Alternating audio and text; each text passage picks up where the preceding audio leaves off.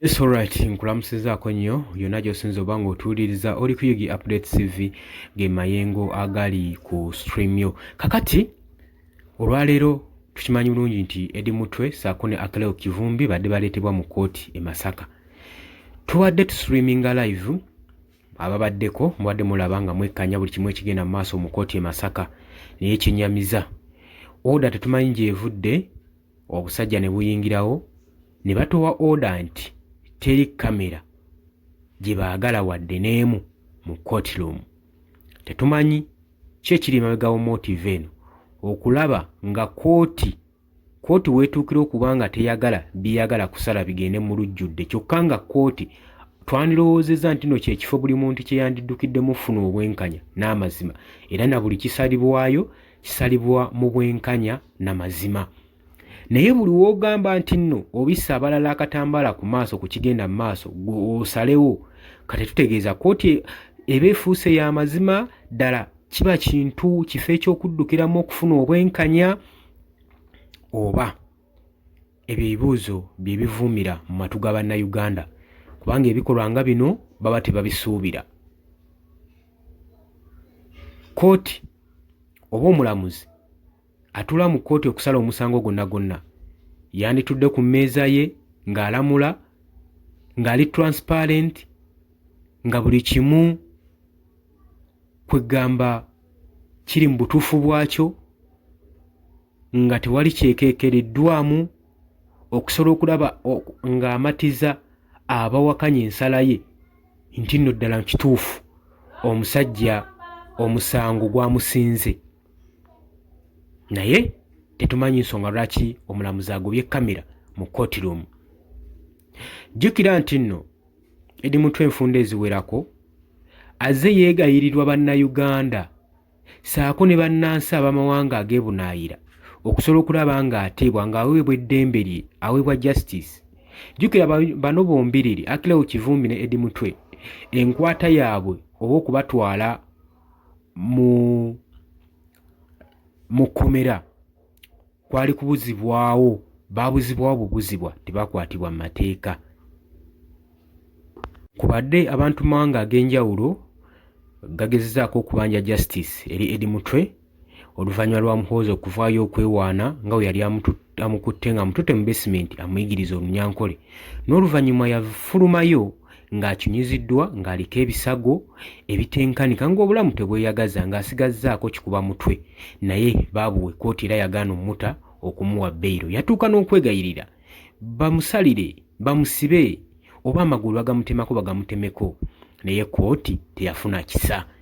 Ngenda kubanga nkuteerako obutambi bw'abaana abagezaako okwegayirira Muhoozi Kainerugaba asobole okuba nga aliizinga Eddie Mutwe newankubadde n'ekitongole ekya Uganda Human Rights Commission Mariam Wangali abawandiikira ebbankaluwa teri kikola kyakolebwa. N'oluvannyuma nkuwa obutambi bonna olabe ekigenda mu maaso. This video will go viral. Free Eddie Mutwe. Guys, to get the attention, this is the kind of things they have to do. I'm not going to be beaten. Maybe they move me some other place. It just makes the burgemeester, the mayor of The Hague, look a little bit stupid. And the effect is that I get what I want, the attention. You could just leave me here. I would be gone in 10 minutes, right? Now everybody can see that I'm pretty quiet. Yes? So hey, how are you doing? These guys are making themselves look like fools. Dennis, you please record, okay? Yes, right. So now you want to stand up. That is good, sir. Yeah? Cool. So, look, what am I charged with? I want to know what I'm charged with. Niet aan mijn collega's die een opdracht gegeven tot verwijdering naar de demonstratie. What order is being there? So this is public order. I'm not disturbing the public. Huh? So I'm standing now. So now it's ahead. U zit gewoon op de verkeerde plek. Daar mag het hier niet. Begrijpt u dat? Ja, kom maar.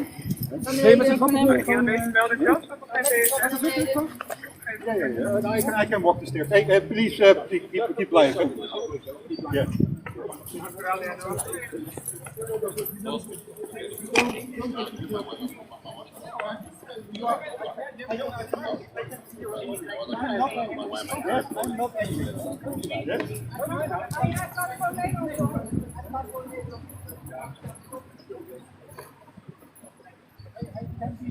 Banaye musharinge live bamutwala. Yeah, because without. Yeah. No, but can you give me that other phone? Put it in my pocket. That other phone. Yeah, put it in my pocket.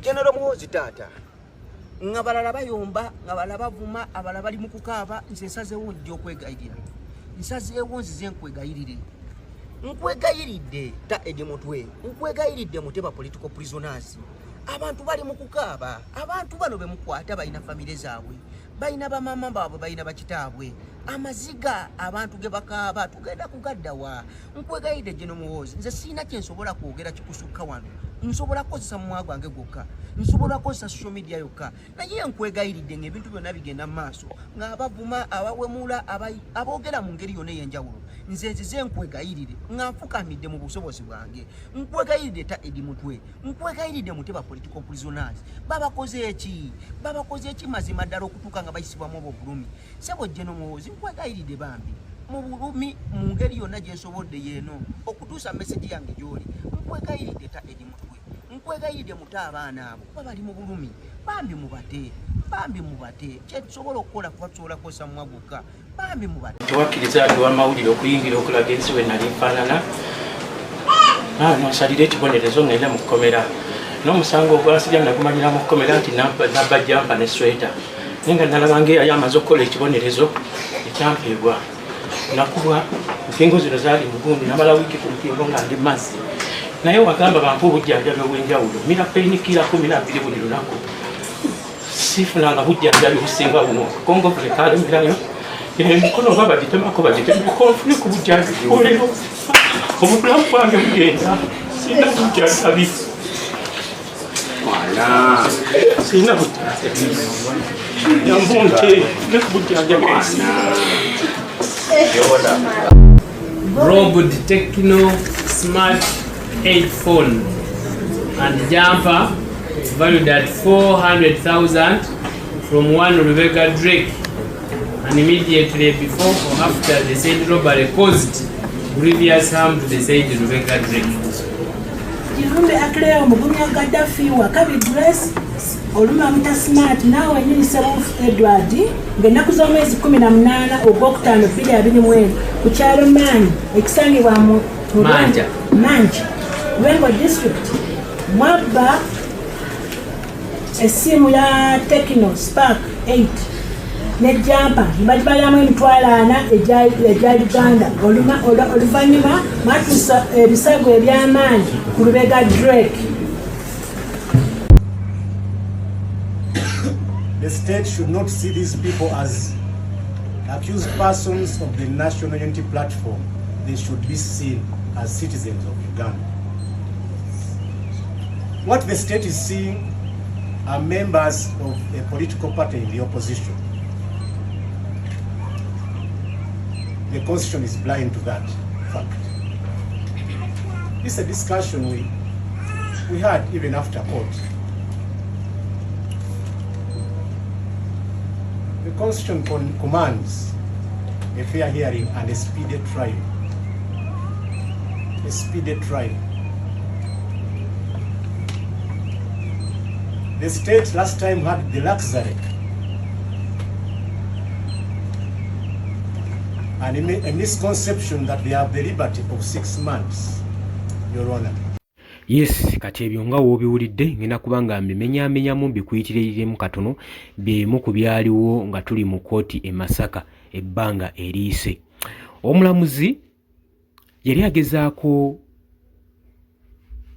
lawyer yali agezaako kubanga agenda maaso n'okuchallenginga omulamuzi oba prosecutor nga bagamba nti ensonga ze mutunuulidde ku Akileo Kivumbi ne Eddie Mutwe saako n'abalala muziraba mu bukyamu olw'ensonga nti nno bano abantu mubakutte nga mubatwalanga abali ku opposition abali ku ludda oluvuganya gavumenti era mbatwalanga ab'opposition abali mu kibiina ekya National Unity Platform yengeri gye mubavunaanamu n'ekyo mwandisaanidde okubanga amaaso gammwe mugabuusabuusa ku ekyo ne mutunulako buziba ne musobola okuba nga mulengera ensonga entuufu nti kye mubuusa amaaso kye mutaagala kuwulira nti bano bannayuganda be mwakwata si era singa mbadde mubalamule nga bannayuganda bannansi b'eggwanga erya Uganda temubalamula nga abali ku ludda oluvuganya gavumenti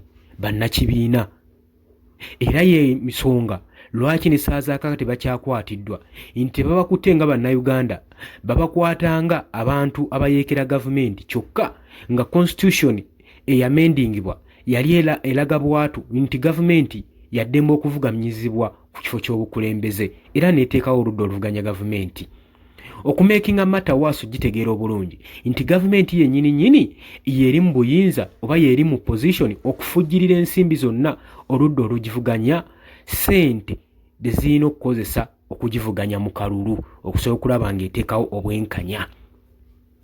Kakati eri mutwe Akilewo Kivumbi, Gaddafi, Bobby Yanga n'abalala tebakwatibwa nga bannayuganda. Ekyewuunyisa bakwatibwanga abali ku ludda oluvuganya gavumenti. Kati osuubira omulamuzi ayinza okusalawo mu nsalawo entuufu ng'era ensalawo ye gy'asazeewo y'emu ku ebyo ng'ensalawo gy'asazeewo kwegamba esaanidde okubanga alaba bano edi mutwe Akilewo Kivumbi nga bannansi b'eggwanga erya Uganda n'etabalaba nga opposition abali ku ludda oluvuganya. Njukira bombi bano engeri gye bakwatibwamu nagambye teyali mu mateeka. Wano mu Uganda w'osanga ng'ebitongole ebikuumaddembe byenyigira mu nsonga z'okumenya amateeka n'okuvvoola eddembe ly'obuntu, naye nga tulinamu n'ebitongole ebirwanirira eddembe ly'obuntu era nga tubisasula omusaala nga ssente ziva mu musolo gwaffe gwe tusasula, naye n'olaba ebitongole bino nga tebivuddeyo kulwanirira ddembe lya buntu. Tujjukira bulungi nnyo edi mutwe nga yakawambibwa waayita wiiki emu nga talabikako, n'oluvannyuma omu ku ba high ranking officers Chief of Defence Force yavaayo n'alangirira nga we yali alina edi mutwe ng'era amukuumidde mu basement ye amuyigiriza Lunyankole, era kyalabikako nga ddala kituufu yali amuyina, era ne witness awa obujulizi ng'agamba namulabako n'agange Kabwejumbira Muhoozi Kainerugaba yajjako we nali nkinyuzibwa, naye embeera gye yafulumizibwamu yali mbi baabuwe, embeera yali mbi ddala ng'asigazzaako kikuba mu mutwe. Twalaba ng'ekitongole ekya Uganda Human Rights Commission ekikulibwa Mariam Wangadya kivaayo nga kyewaasira ne Bankaluwa nga gyoba nti kiina ekitiisa kye kigenda okukolawo, ne kitandika okuwa bannansi essuubi nti bafunye obuvumu ku kitongole kino kiyinza okutandika okulwanirira eddembe lyabwe ery'obuntu. Naye twalaba kuwaanyisiganya bigambo, wabula tewaliwo action yakolebwa newankubadde ekitongole kino kyawandeeka Bankaluwa nga kiragira eggye erya Uganda People's Defence Force saako ne Chief of Defence Force Muhoozi Kainerugaba asobole okuba nga alirizinga edi mutwe, era ng'agamba ye nga ye chairperson w'ekitongole kino ekya Uganda Human Rights Commission ayina obuyinza okukwata high ranking officer yenna singa abanga yenyigidde mu kikolwa eky'okuvvuulwa eddembe ly'obuntu. Weewaawo yabyogera naye tewaliwo action yateekingibwa, kubanga ne gye buli kati bukyanga bakyogera, kubanga mu statement mwe yali mu Bankaluwa mwalimu okuliriisinga edi mutwe nga n'akatayi tekannasala, naye bino byonna tebyakolebwako, ne bitulaga nti no mu Uganda tulinamu abantu abali above the law nga bo amateeka tegabakwatako tegabakoonako. Katwebuuza eddembe ne justice mu ggwanga lyaffe Uganda tiriruddawa? Constitution ekyalina amaanyi ekyakola kuba tekyakola. Kati buno munansi yanisanye okubanga yeeramula yekka oba wanaabeerawo omusango bannansi batandika okweramulira emisango gino, mulowooza munaamalako n'eggwanga lino? Kyekyo ekibuuzo ekyebuuzibwa. Tugenda kubanga tuyitamu mu byafaayo bya edi mutwe amanyikiddwa nga Edward Ssebuufu, kubanga leero lwe lunaku olusembayo okubanga baleetebwa mu kkooti. Tetumanyi oba omulamuzi anaabawa beyiro oba tajja bbawa beyiro, wabula jjukira nti nno embeera ono gyalimu si nnungi. Bukyanga awambibwa n'ebisago byateekebwako embeera gy'azaalabikibwamu tebadde nnungi wadde n'akamu n'akeddagala gwe mukwano gwange aliyo ampuliriza. Edward Ssebuufu amanyikiddwa ennyo nga Eddie Mutwe y'omu ku babodyguards abatono abaali bamakinga security ya president amanyikiddwa ow'ekibiina kya National Unity Platform Robert Kyagulanyi Ssentamu amanyikiddwa ennyo nga Bobi Wine. Eddie Mutwe musajja amanyikiddwa nga ow'ekiwago mumpimpi, musajja mweru wa brown mu kala. Bode ye azagimaintaininga ng'era bodyguard wa Robert Kyagulanyi Ssentamu. Era nga y'omu ku basajja be twandigambye nti ne babeera ku Robert Kyagulanyi Ssentamu okumpi, bano awummuza ebirowoozo bye era abeera confident na contented nti alina omuntu gwe yeesiga. Kati kijja kityo okubanga Eddie Mutwe awambibwa. Jjukira nti noono wa myaka 39 egy'obukulu, era waliwo ka vidiyo akaatambula nga kalimu nga kagenda mu maaso n'okumookingibwa ne Vijje Mmaaka. Nkunnyonnyola Eddie Mutwe ono Edward Ssebuufu gye yafunamu erinnya lino Eddie Mutwe. Waliyo ka vidiyo akamu akaakolebwa Vijje Mmaaka, tukimanyi bulungi ono mwongerezi wa firimu. Yayogerera oba yatranslatinga ka movie kano, era gye yakoma okwogerera gye yagwira ku musajja eyalina characters nga zeefaananyiza ddala eza Edward Ssebuufu. Eddie Mutwe yatunyumiza olugero luno, era Vijje Mmaaka yateranga okugamba ng'ayogerera ka firimu kano, look at the head, he looks like Eddie Mutwe. Sorry, he looks like Eddie. After sometimes ng'akaseera kayiseewo, Eddie Mutwe mu kamuvi kano oba Edward Ssebuufu yatandika okufuna enjogera eyo, n'agamba we neetuma Eddie Mutwe kijja kuba kinkolera, n'oluvannyuma ne yeetuma Eddie Mutwe. Mutwe agamba Siteboni era amaze emyaka gye gyonna gyonna egy'obuto n'ennaku zonna zonna ne jjajjaawe gwe bayita Charles Sennabulya, era ng'ali ava ku sayidi eyo ez'omu Kisenyi gye yatera okuwangaalira ennyo ensega za ku kibuga. Tuwamu olugero Eddie Mutwe ono Edward Ssebuufu agamba nti yatera okumala ebiseera bingi nnyo ebisinga ne jjajjaawe. Agamba yateranga okuntwala mu bifo bye nayagalanga, yandabiriranga n'ekyo ekitono kye yalinga ayina, kye yalinga asobola, kye yalinga ayina mu busobozi bwe. Era mmanyikiddwa nga figa nnyo mu Kisenyi eri Kafumbe mu Kasaloodi. Mutwe bw'atu bw'agamba, eyo yonna bammanyi. Agamba nti challenge zonna zonna zinayitamu ng'ani mu Kisenyi n'obulamu obwo, era agamba taliyo abo abavubuka abashepingibwa no n'empisa, wabula empisa yazeeyigiriza yekka saako ne jjajjaawe.